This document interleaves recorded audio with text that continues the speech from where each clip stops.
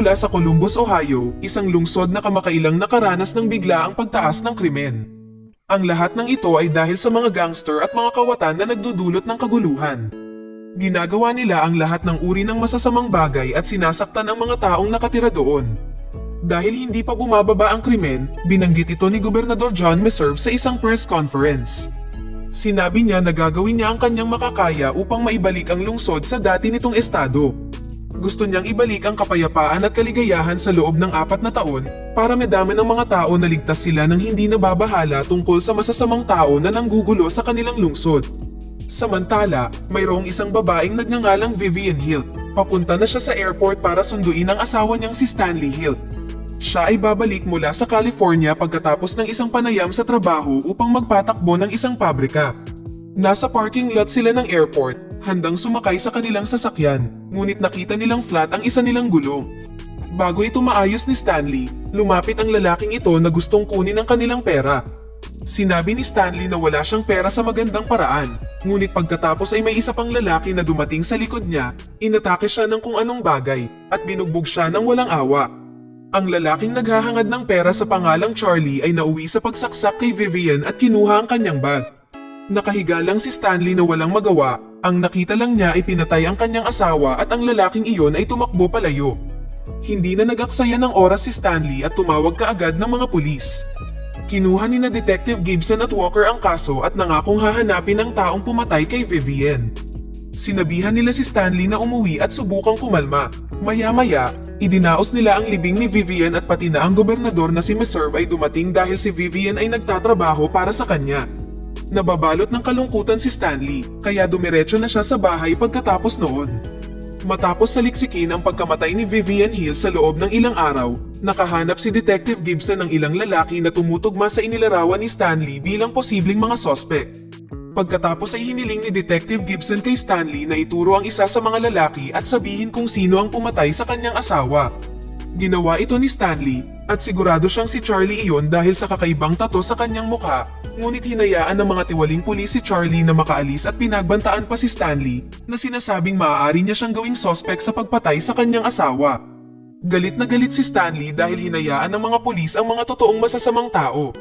Bumalik si Stanley sa bahay, sobrang disappointed at sobrang sama ng loob.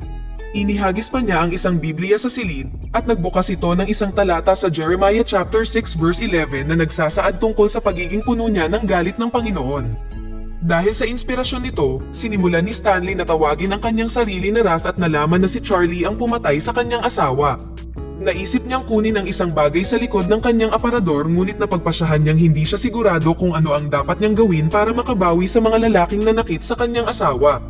Sinimulan ni Stanley na bantayan si Charlie. Isang araw ay nakita niya si Charlie na nagsasaya kasama ang kanyang barkada sa tabi ng kalsada. Galit na galit si Stanley, pinaikot ang kanyang sasakyan at bumalik sa bahay. Nagmamadali siyang pumunta sa kanyang silid at gumawa ng isang bagay na pabigla-bigla. Binasag niya ang dingding sa likod ng kanyang aparador at nakakuha ng package. Sa loob, maraming pasaporte, pera ng ibang bansa at isang bungkos ng mga armas.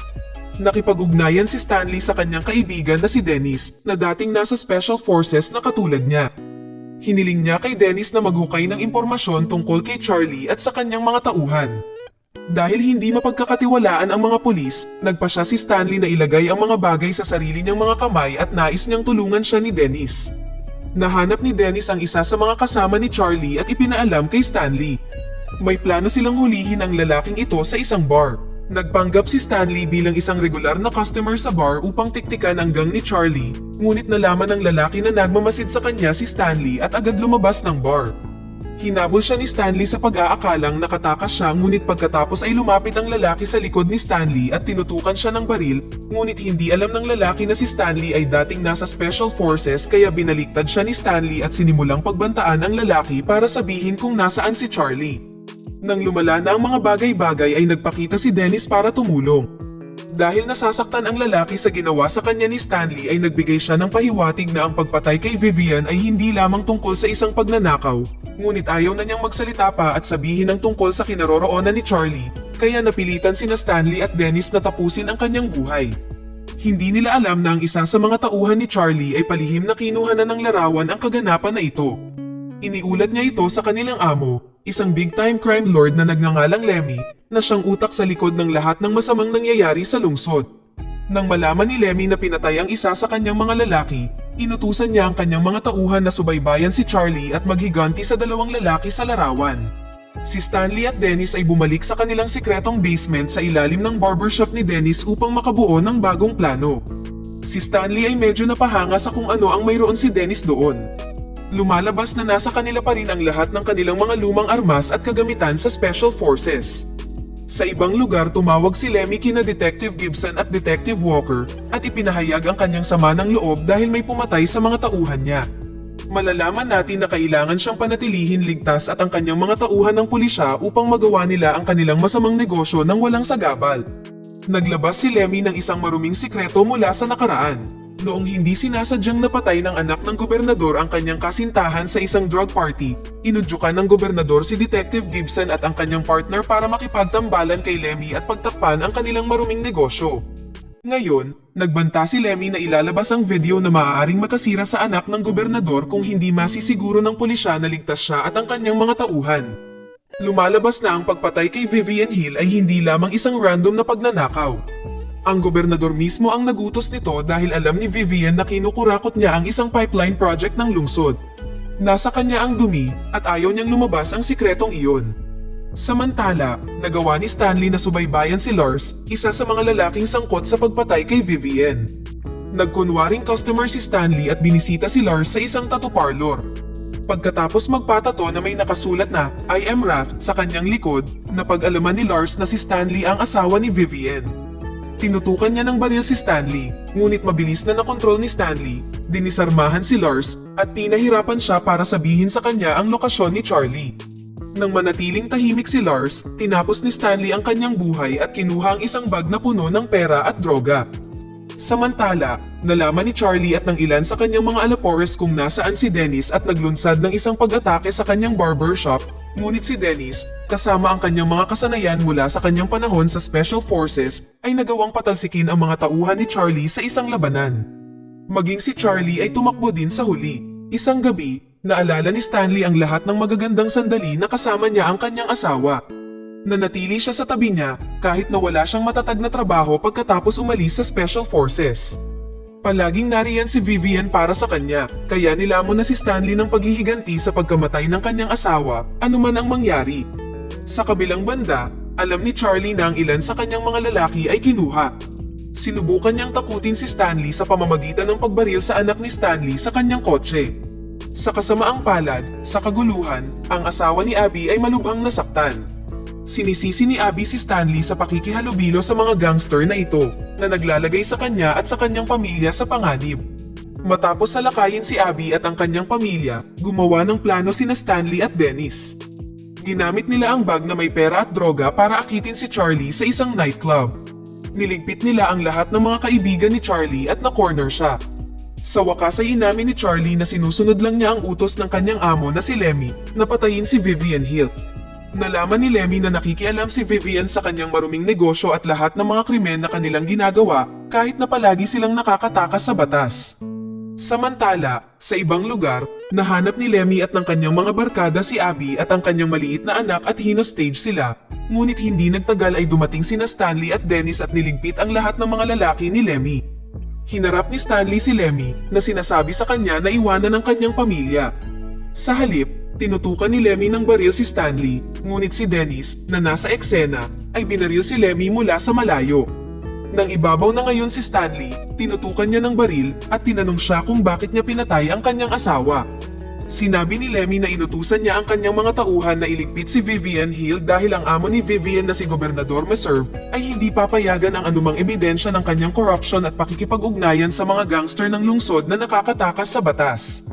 Bago may hayag ni Lemmy ang higit pang dumi ng gobernador, nagpakita si Detective Gibson at pinatay si Lemmy. Sinubukan ni Detective Walker na salakayin si Stanley, ngunit pumasok si Dennis at hinampas siya sa tamang oras. Sa ilalim ng panggigipit ni Stanley, sa wakas ay nagsalita si Detective Gibson. Ipinaliwanag niya na bina-blackmail ni Lemmy ang gobernador gamit ang isang video ng anak ng gobernador na nakagawa ng ilang masamang bagay. Upang pagtakpan ang krimen ng kanyang anak, hiniling ni Gobernador Meserve sa pulisya na makipagtulungan kay Lemmy. Bilang kapalit, Dapat silang magbulag-bulagan pagdating kay Lemmy at sa kanyang barkada, kahit na sila ay nasasangkot sa mga krimen na naglalagay sa maraming tao sa panganib. Bilang bahagi ng deal na ito, sinuklian ni Lemmy ng ilang maruruming trabaho ang gobernador, tulad ng pagpatay kay Vivian Hill. Matapos marinig ang lahat ng ito, pinilit ni Stanley si Detective Gibson na dalhin siya sa bahay ng gobernador. Pagdating nila, hinampas ni Stanley si Detective Gibson, binuksan ang tangke ng gasolina at sinindihan ang apoy. Sumabog ang sasakyan kasama si Detective Gibson sa loob. Si Detective Walker, na nakakulong sa trunk, ay hindi rin nakatakas bago ang pagsabog. Pumasok si Stanley sa lugar ng gobernador, iniligpit ang mga gwardya, at nakipagharap kay Gobernador Meserve. Inamin ng gobernador ang kanyang maling nagawa ngunit planong patayin si Stanley para pagtakpan ang lahat. Matindi ang laban nila, ngunit sa huli, si Stanley ang nangibabaw at sinaksak ang gobernador hanggang mamatay. Sa sandaling mangyari ito, ang mga pulis ay nagpakita sa bahay ng gobernador at itinutok ang kanilang mga baril kay Stanley na handang tapusin siya. Naka-standby din ang mga sniper. Nagpa siya si Stanley na itaas ang kanyang baril kaya binaril siya ng mga sniper. Sa kabutihang palad, nakasuot ng bulletproof vest si Stanley kaya nakaligtas siya at naisugod sa ospital para sa tulong medikal. Pagkatapos ng nangyari sa kanyang ama, nalaman ni Abby na hindi na niya ito makikita dahil kailangan siyang ilipat sa ibang lugar para sa isang trial dahil sa lahat ng ginawa niya para ipaghiganti ang pagkamatay ng kanyang ina. Nataranta si Abby at pumasok na lang sa treatment room ni Stanley. Gusto niyang magpaalam at bigyan ng mahigpit na yakap ang kanyang ama na sinasabi sa kanya kung gaano niya ito kamahal. Nang maglaon, pinalitan ang mga nagbabantay na pulis sa labas ng silid ni Stanley at si Detective Walker na ang naka-duty. Nang hindi pinapansin ng ibang mga pulis, pumasok si Detective Walker sa kwarto ni Stanley para gumawa ng masama, ngunit lihim pala na binigyan ni Abby si Stanley ng baril habang magkayakap sila at ginamit niya ito para tapusin si Detective Walker. Pumasok si Dennis para tulungan si Stanley na makaalis sa ospital. Nagtapos ang pelikula nang makatanggap si Abby ng postcard mula sa Sao Paulo, Brazil. Sinasabi nito na ayos lang si Stanley, tinitiyak sa kanya na ayos lang siya. Dito na nagtatapos ang kwento. Sana ay nagustuhan nyo, mag-subscribe na kung hindi ka pa nakasubscribe, pindutin na rin ang notification bell at like button upang matulungan ang channel, and leave a comment down below. And as always, thank you for watching.